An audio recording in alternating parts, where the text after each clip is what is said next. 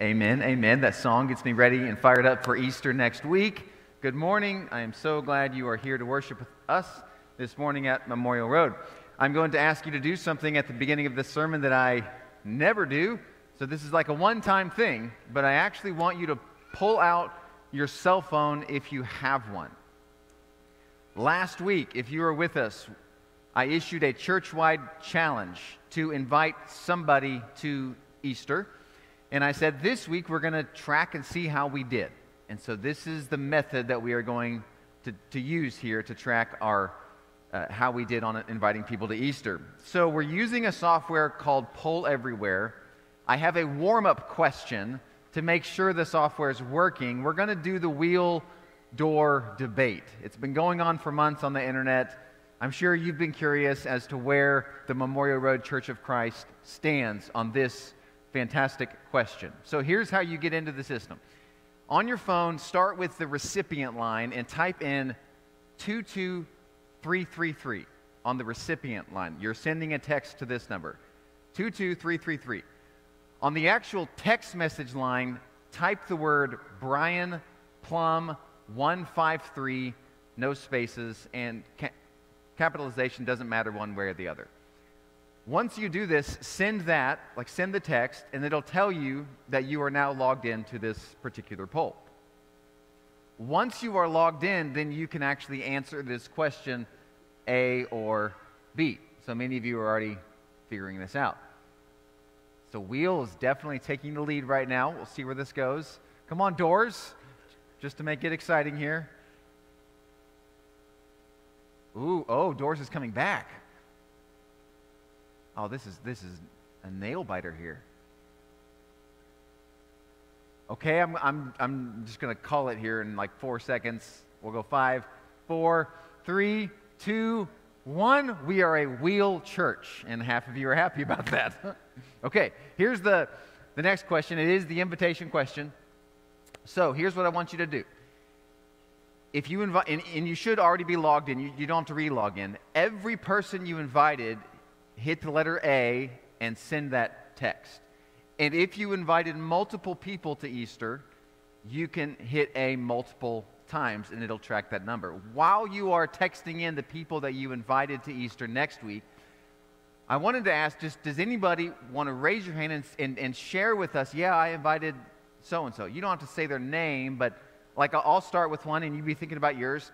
A few days ago, I was out in a public setting and I ran into this girl that I actually grew up with, and we talked for quite a while, and I said, hey, I preach at this church down the road. I'd love you to come to our Easter services. I don't know if she's going to come, but I offered the invite. And this was the whole premise of the sermon last week, if you remember. You can't control if people say yes or no, but what you can control is, as an exercise of your own faith, you really can invite people to church. So, anybody want to raise your hand? Just get 2 or 3 here and just share with the church. Here is someone that I invited to Easter next week. Andy is going to bring a microphone to you. It's a bonus. You can say hi to Andy. Okay, we got one, Andy, right in the middle. Who'd you invite? I invited a kid in band class. Nice. Well done. Kid in band class, and we had one over here. Back here. I think it's Pam. We got kid in band class, somewhere. And then I invited my friend Doris. Doris, excellent. Friend Doris, and I invited my 3 neighbors. I also put the little card and said from Harry and Cassandra Patman to let them know that we are members here and we'd love to have them. Excellent. Okay, that's excellent. Any more? Okay, we'll go with those 3. Hey, I had no idea what the number would be. If it was over 100, I was going to say this is fantastic. And like I said last week, I'm just thankful I have not been arrested for preaching anything of late. So let's give God a round of applause for encouraging us to invite people to Easter. We will have a little friendly competition between first and second service and see how we did. And we'll tell you that later. Third question, if you want to keep your phone out. This introduces the rest of the sermon today. Very simple question. Do you enjoy talking about philosophy? Yes or no?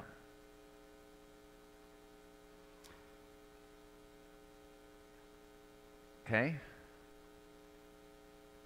Okay, we have a lot of philosophers in the audience. Okay, okay. Okay, so generally, about half and half, but quite a few of you enjoy talking about philosophy. Okay, well that's the direction of the message today. And so here's what's going on in the book of Acts. We're going to be in 17 for the whole sermon today. Up to this point, the gospel has mainly dealt with A, Judaism, and B, the Roman Empire. When you get to 17, the gospel interfaces with an enormous discipline in the world at that time and our time. It interfaces with philosophy. Now, I don't know exactly what you think about philosophy, or if you enjoyed philosophy, if you took it. I remember taking philosophy in college. I remember it was really hard. It was a short course, so it was about 2 weeks long. We went to class 8 to 5, and I remember my head just spinning as we read all these ancient people like Aristotle and Plato and others throughout history like Hume and Kant. And I just remember doing my homework every night thinking, what are we talking about? This is so hard to understand. One particular assignment, I remember we had to write about our position on this one philosophical question, which was this. If somehow I were to put my brain into your head and your brain was removed, if we had some surgery to do this, so my brain, so Phil Brookman, my memories, my personality, my brain in your body, if that happened, would you be you or would you be me? That is such an odd question, and I don't even know the answer. I just remember writing a paper about it thinking, why in the world are people talking about this question? So a lot of people, philosophy is like, why are we talking about this? Acts 17, Paul goes right to the heart of it. In fact, even for those of you, the 50% in the room that aren't really sure if you really like talking about philosophy, I get that. However, philosophy impacts us way more than we realize. Everything that is thought about in ivory towers eventually makes its way onto the streets. So it very much impacts us.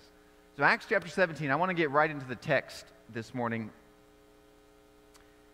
Verse 21, we read, all the Athenians and the foreigners who lived there spent their time doing nothing but talking about and listening to the latest ideas. So this is the city of Athens. It's the philosophical capital of the world, and this was their hobby. They sat around and they talked about philosophy. And so in comes the Apostle Paul. Predictably, people start debating with him. So we read in verse 18, a group of Epicurean and Stoic philosophers began to debate with Paul. Some of them asked, what is this babbler trying to say? Others remarked, he seems to be advocating foreign gods.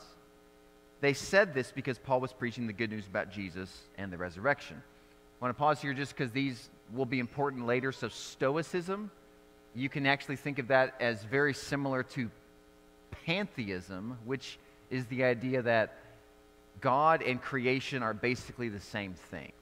So when you're looking at water, plant, and trees, that is God. So that would be a Stoic person. Epicureanism is very different. Epicureanism is the idea that God is not involved with our world. If there is a God at all, he clearly does not care what we're doing.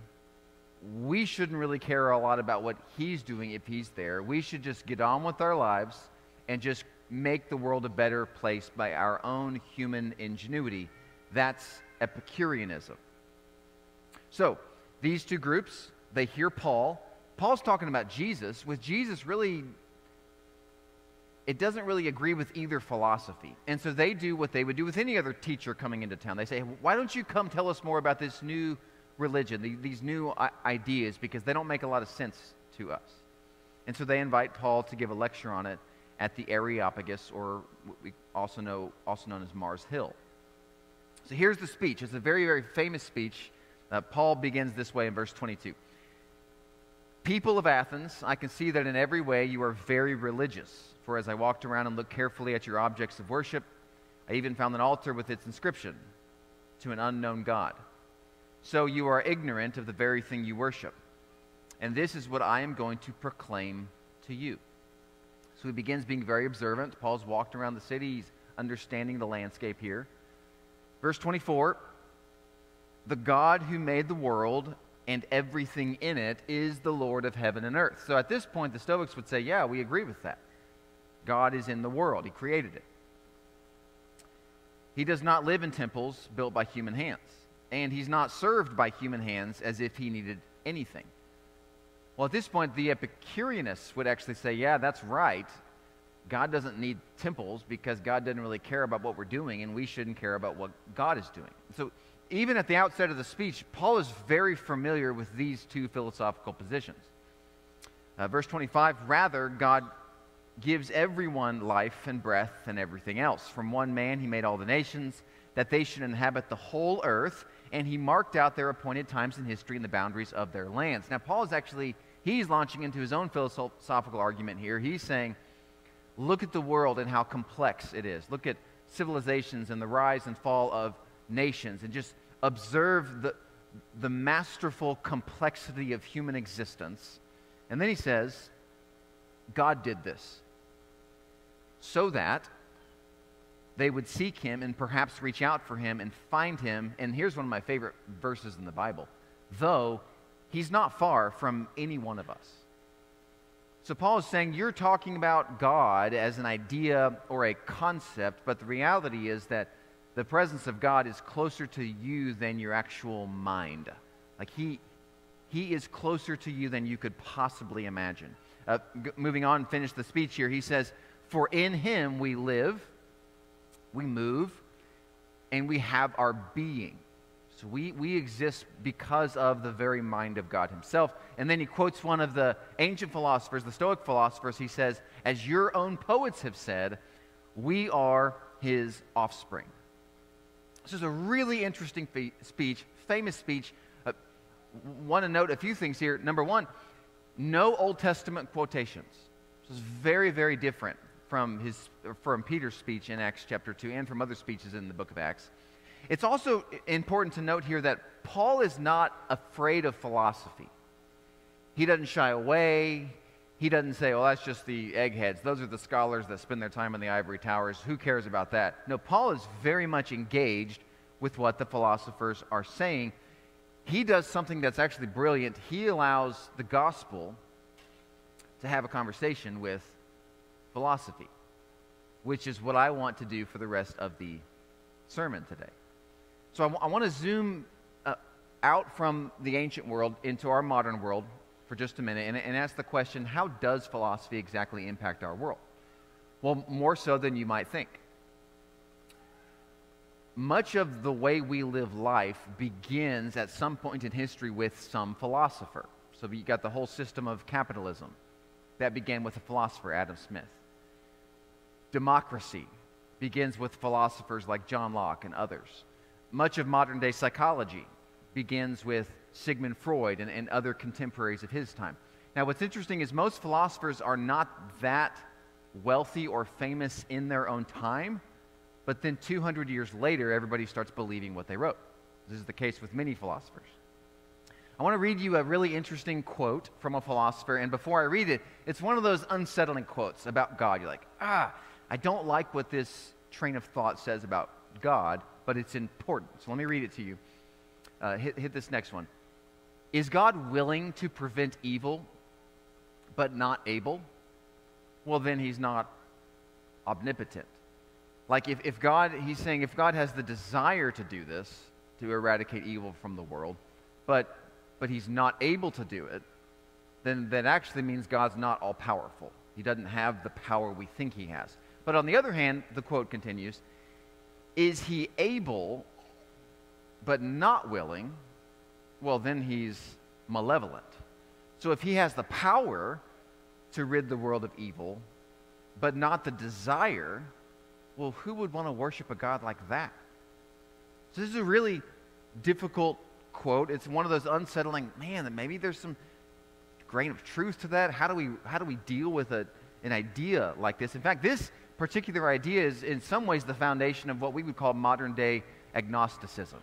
So atheism is this belief that there is no God at all. Agnosticism is more of a we don't know. Maybe there is, maybe there isn't, but why would we spin our heads with these questions that don't have answers? It's much easier just to say, we don't know, let's move on with our lives, let's just be gentle and courteous and kind, but let's not get bogged down with all this religious dogma. That would be agnosticism, and this quote would be one of several others that might serve as a foundation for modern day agnosticism. Now, here's what's really interesting to me, and if you're kind of checked out, dial back in, because I found this mind-blowing. Do you know when this was first said? This was first said in the year 250 BC. So the distance between you and the Revolutionary War is the same distance between this original line and the birth of Jesus.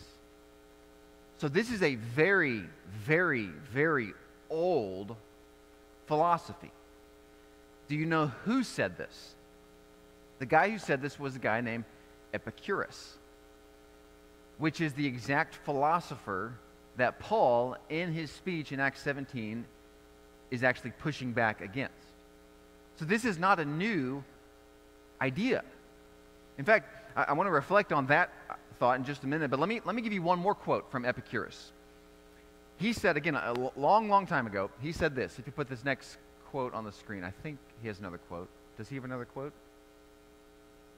Maybe not. I'll just read you the next quote from him. Epicurus also said this: for the atoms, atom, the atoms being infinite in number are born on far out into space. In other words, Epicurus did not have modern science at his disposal. However, he did create the philosophy that the entire world order came as a product of random chance in the collision of atoms. In other words, Epicurus was Darwin before there was Darwin. And again, this is 250 years before the birth of Jesus. Now, all this to say, here's the one central idea that I think is very important for believers to understand, even people wrestling with belief to understand. Agnosticism is ancient. It's a very attractive option in our worldview today. And you probably know people who are agnostic. Some of you are flirting between belief and agnosticism. And the reason you're flirting with that is because it's an attractive worldview in some regards. You don't have to be tied up into the nitty-gritty of any belief system. You don't have to just bang your head against the wall on questions that don't have good answers. You can just be nice and not worry. So what I'm saying here is simply this: don't fool yourself that this is a new way of thinking.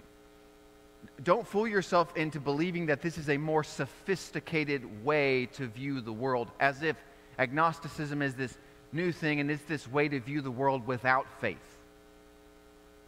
It's just the opposite. It's actually an ancient faith. It is a belief. In fact, it is faith in Epicurus who first voiced these ideas many, many years ago. Now, why exactly did agnosticism not flourish when Epicurus first voiced these ideas in 250 BC? Well, this is a really interesting piece of history too, if you're tracking with me. So when Epicurus voiced this idea, well, there really can't be a God because he's either malevolent or he's not omnipotent. That can't be right. When he voiced these ideas, 95% of the world at that time was either poor or middle class. Most of them poor. And so what would be the practical help that philosophy of agnosticism, how could that help a poor person back then? Well, it didn't. If I'm poor and I can't make my ends meet, believing that there's probably not a God is not going to help me. I'm going to put my trust and my faith in some kind of a God. I'm going to start offering sacrifices to whichever God's going to help me, and that's what people did in the ancient world. They would jump from this god to this god to this god to this god and make various kinds of sacrifices until they found the right formula in which they could get out of their poverty. But for someone to articulate this idea that, well, that's probably not a god, that's not attractive in that political and economic climate. Now, you fast forward to 18th century, 19th century Europe, revolution is in the air. The thought of that time is the church has overstepped their bounds. They've become too power hungry. They've made some gross errors in judgment as far as how they've oppressed people. And so many people in Europe in the 19th and 18th century were saying, we've got to push back against this corrupt church. In comes Charles Darwin, articulating the same philosophy as Epicurus with better science and better research. But the political environment of the time was much more suited to embrace those ideas. And so that's why it took off. So it wasn't necessarily the merit of the ideas themselves, it was the political climate in which the ideas were born. There's always a relationship between the spiritual beliefs of a time period and the political movements of that time period. So Europe in the 18th and 19th century needed a worldview to critique the church, and they got one from Darwin. Now, the irony here, and this is really for another sermon, the irony is scientific inquiry and discovery should never be a threat to the Christian faith. It should always be a development of the Christian faith. And again, that's an idea for another message, but Charles Darwin should not have derailed the Christian faith like it did in that time period. Main thing I'm trying to say is this: agnosticism is not new. It's really, really old. And so, if you find yourself at this place in life, like maybe you are wrestling with belief and unbelief, or maybe you know someone that is, and maybe they find themselves at this place where they feel like they're just grateful that they're not narrow-minded anymore. Or maybe you feel, I'm just thankful I'm not narrow-minded. I'm thankful that I'm not trapped by the shackles of religion. I'm thankful that I've reached this higher intellectual playing field than those closed-minded evangelicals that I left behind. I guess in one level, maybe that's true for you. Maybe you're more open-minded, but it's not new. You're jumping into a boat that is older than the cross of Christ. And so the critical question is, which boat has made more of a significant contribution in the course of human history? I'm not saying that Christianity has this perfect track record. We don't. We've messed up a lot of things over the last 2,000 years. But what I am saying, at the end of the day, a worldview is judged not by what it critiques, but by what it creates. And so there's a lot of people today that get so attracted to this, I don't have to believe anything system of thought in this worldview of, well, I'm just going to leave religion behind. What is that world creating? It's a worldview based on critique. And again, at the end of the day, I'm just not necessarily sure that's the best worldview to choose, one that's based on critique.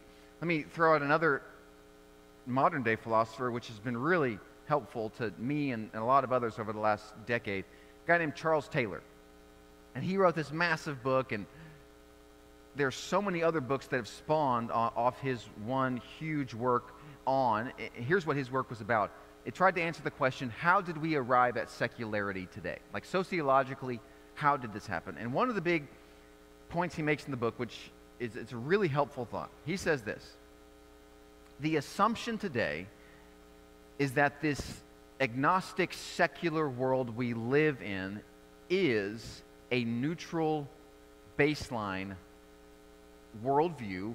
It's defined by research and science, and it came about once we pulled off Christianity and Judaism. In other words, the secular agnostic worldview is simply the product of subtraction. So if you go back in history, we have the world, we've got Christianity, we've got Judaism, layered on top of this world, but they led to all these wars, and they led to violence, and they led to oppression, and there was lots of bigots, and they brainwashed people. And so if we just pull back Christianity and Judaism off of the world, what's left is this neutral worldview that's based on science and research and fact. It's almost like, think about flooring. Like, you've got rotten wood. If you just peel back the rotten wood, there you have the concrete, and the concrete is neutral. What Taylor argues, and he's got a great point, is that it's not neutral. It is its own belief system. And so the secular age is not the subtraction of religion. The secular age is religion. In fact, it's old religion. And so what this means is that you're not less religious when you move towards an agnostic position. You're equally religious. Now, you can call it open-mindedness, you can call it rationality. I would call it discipleship to Epicurus, because that's what it is. Now, like all good philosophies, Epicureanism or agnosticism does try to answer the question, not just where do we come from, but where are we going? And so here's what's really interesting. So Epicurus did talk about where life is going, like what's at the end. And so here's a great quote, interesting quote, from Epicurus, again, the father of what I would call modern-day agnosticism. He says, "It is possible to provide security against all other ills, but as far as death is concerned, we men live in cities without walls." So he's making this argument about death. He's saying, hey, we got medicine, we can cure a few of our ailments, but when it comes to the reality of death, there are no walls of protection. So in a sense, what he's saying is death is the ultimate reality. There is nothing beyond it. So you should just live a happy life knowing that in the end, you lose no matter what, death will have you. So that's the end game of Epicurus, the father of modern agnosticism. Let's get back into Acts 17. Paul, talking to these philosophers who knew this quote, he articulates the end game of Christianity. Here's what he says towards the end of the speech. "For God has set a day when he will judge the world with justice," which is also the word for righteousness. In other words, a day of judgment is coming when God puts the world back to rights. He puts the world back together. He's doing this by the man he has appointed. He has given us proof of this he has given proof of this to everyone by raising him from the dead. Let's just contrast here these different philosophies of eschatology. End of times, this is what's going to happen. Epicurus says, suck it up, you're going to die. Paul makes a twofold claim here, twofold theological claim. Claim number one, God has defeated death through the resurrection of Jesus Christ. Claim number two, this resurrection is a signpost for the restoration of the whole world. Judgment does happen, like God's restorative judgment happens through the resurrection of Jesus. So in other words, the Son, Jesus Christ, that beat death at one time in history, eventually becomes a world that beats death at the end of history. Another way of saying this would be God's destruction of evil individually at one moment will eventually become the destruction of evil corporately for all of us in eternity. Out of a deathless God comes a deathless world. So that I know that's a lot to think about there, but Paul is saying not only does Jesus rise from the dead, but God's entire method of putting back the world together through his righteous judgment comes about through the resurrection of Jesus. So in a sense, one day your immortal resurrected bodies will be based on the immortal resurrected body of Jesus. And one day our immortal, deathless, perfect world, new heavens, new earth, Revelation 21, Romans 8, 1 Corinthians 14, it's all modeled after this beautiful, brilliant, perfected new creation as Jesus' body rises out of that tomb. In other words, think about it this way. For an agnostic, death is predator. For a Christian, death is prey. Now, I know it's a lot throwing out a lot of ideas here to think about, but really what I'm getting at is every philosophy has an end game. There are no neutral boats. And so the question for anybody, Christian, not Christian, any religion, whatever you think, whatever you believe, is which boat are you in? There's no neutral boats. Every boat comes from somewhere, every boat has a history, and every boat is going somewhere. Well, where are you going? Now, I want to make one final observation, and then we'll be done with this sermon on philosophy. At the end of this message, it's really interesting the response that people give to this. So to give you some context, Acts 2, great sermon from Peter, 3,000 people get baptized. Acts 4, 5, another great sermon. The text says we've got 5,000 people that are coming to faith. As Acts moves on, we have Acts 14. There's this line that many, many people are coming to believe. So really, up until this point, when the gospel is preached, the masses are responding. When Paul preaches this sermon in Athens to these philosophers, the text tells us that 2 people come to faith. 2. So as far as the statistics are concerned, this is the least effective sermon in the book of Acts. Now, why exactly is that? Well, I have a theory as far as why people scoffed at this message. In fact, that's the word is used in verse 32. They sneered. Like the audience was like, Paul, what are you talking about? Move on. So people did not like this sermon. I have a theory as to why some people find it very hard to embrace the message of Jesus, and why they find it much easier and better to embrace the worldview of agnosticism. It has to do with the climax of Paul's speech. Here's what Paul says in verse 30. In the past, God overlooked such ignorance, but now he commands all people everywhere to repent. So here's why I think that a lot of people struggle following Jesus, and they struggle really buying in to this belief system. And again, I say this with humility, and I could be wrong on this, because I don't know what's in your mind, especially if you're wrestling with this. But here's what I'll say. In some ways, it's a lot easier to stay agnostic and to stay disenchanted and to stay deconstructed, because within that worldview, I don't have to be critiqued. I don't have to be judged. I don't have to deal with guilt. Like, I don't have to submit to a framework that I disagree with. I don't have to adopt a way of life that's hard. I don't have to agree with a principle that might suggest that I am wrong. In other words, if I'm an agnostic, I get personalized significance, tailored truth, and customized morality. I get to create my own God. And so, I would just give you 2 questions to think about as we close. If you have a worldview in which you can't be critiqued, and you can't have any framework say you might be wrong, how then do you make progress as a human being? That's one question to think about.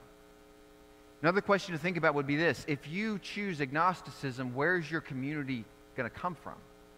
Because personalization often leads to isolation. And so the people that want to customize their faith and customize their morality will eventually find themselves on an island. So where's your community going to come from? And how are you going to develop as a human being? Now, I can't decide any of this for you. I can only decide for myself. I do come back to this question. Eventually, every person has to deal with the reality of death. We are finite beings. Epicurus says, suck it up. You're going to die. Nothing you can do about it. And there is nothing after. I am grateful to be part of a faith that 1 week from today is going to celebrate the resurrection of Jesus Christ. And so you have to choose which kind of a worldview you're going to adopt. So let me end by rereading these 2 verses, not on the screen, 2 verses from the middle of Paul's speech. God did this. God arranges the world so that people would seek him and perhaps reach out for him and find him, though he is not far from any one of us. God is much closer to you than you think. And so we are going to sing a song declaring that we have hope beyond death. And as we sing the song, if there is any kind of response you need to make publicly now, whether that be repentance or prayer or baptism, I encourage you to come share that with me while we stand and sing.